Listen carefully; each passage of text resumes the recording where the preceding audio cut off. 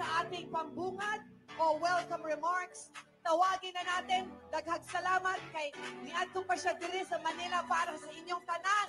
Davao City Mayor and PDP Laban National Executive Vice President, Sebastian Z. Duterte! Ang ating kinikilalang si Baste.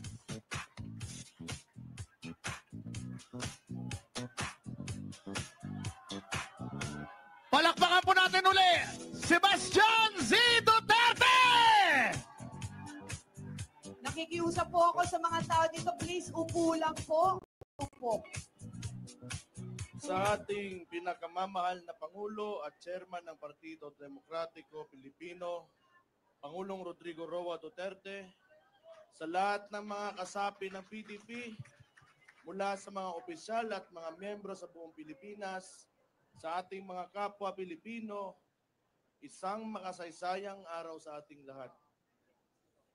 Taos puso akong nagpapasalamat sa bawat isa sa inyo sa patuloy na pagtitiwala sa Partido Demokratiko Pilipino at sa mga advokasya na ating ipinaglalaban.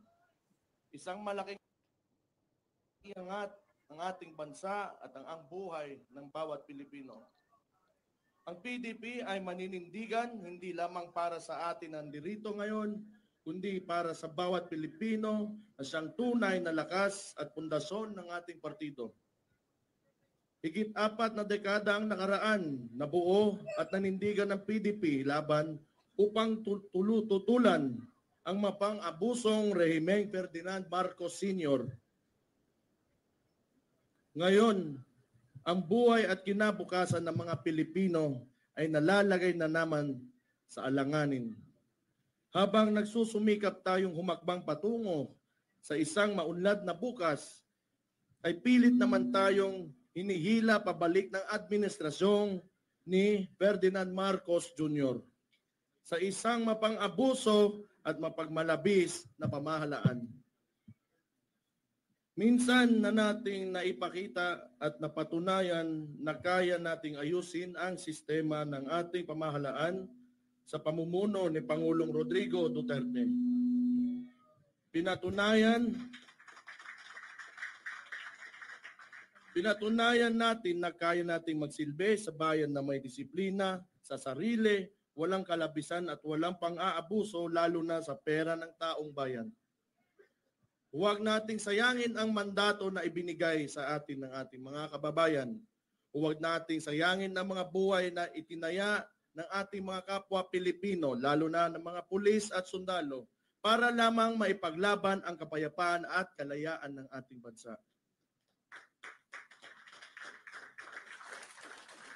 Bilang mga lingkod bayan, tungkulin nating ibigay sa mga Pilipino ang buhay na masagana, bansang mapayapa at lahing maipagmamalaki sa buong mundo. Bilang mga tunay na kasapi ng PDP at boses ng mga Pilipino, patuloy tayong makikilahok, magsasalita at makikipaglaban. Mga kapatid, nagsisimula pa lamang tayo. Mahirap at mapanganib man ang landas na ating tatahakin, hindi ito mapapawi ang nagliliyab nating mga damdamin para sa isang mapayapa at maunlad na bansa. Hindi tayo uurong, patuloy tayong hahakbang para sa karangalan ng mga Pilipino at ng buong Pilipinas. Walang makakapigil sa atin kapag tayo ay magkakaisa at buong pusong mag-aalay ng ating buhay para sa kinabukasan ng ating pinakamamahal na bayan. Ipaglaban natin ang kinabukasan ng mga kabataan. Ipaglaban natin ang kapayapaan. Ipaglaban natin ang malinis, tapat at makatao na pamahalaan. Ipaglaban natin ang ating bayan. Mabuhay ang PDP! Mabuhay! Mabuhay ang Pilipinas! Mabuhay! Mabuhay ang Pilipino! Mabuhay! Maraming salamat sa inyo lahat. Mabuhay si Baste!